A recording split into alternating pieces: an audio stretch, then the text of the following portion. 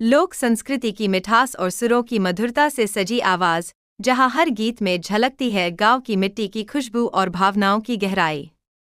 पेश है आप सबके दिलों की धड़कन, अवधी संगीत की सच्ची पहचान, आप सभी की प्यारी अवधी गीत बहन। ई मलिया मोरे नन्हवई के यार, ई मलिया मोरे नन्हवई के यार, ई मलिया मोरे नन्हवई के यार, ई मलिया।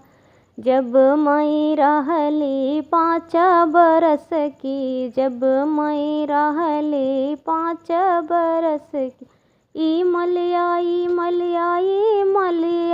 खेलई मोरे साथ, ई मलिया खेलई मोरे साथ, ई मलिया। ई मलिया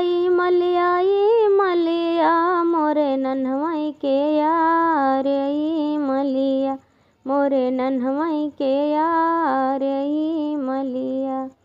जब मई रहली 12 बरस की, जब मई रहली 12 बरस की, ई मलिया पढ़ई हमरे साथ, ई मलिया पढ़ई हमरे साथ, ई मलिया। ई मलिया मोरे नन्हवई के यार, ई मलिया मोरे नन्हवई के यार, ई मलिया।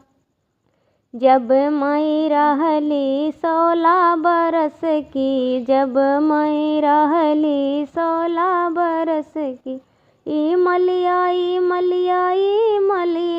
मोरा सगई भतार, ई मलिया मोरा सगई भतार, ई मलिया।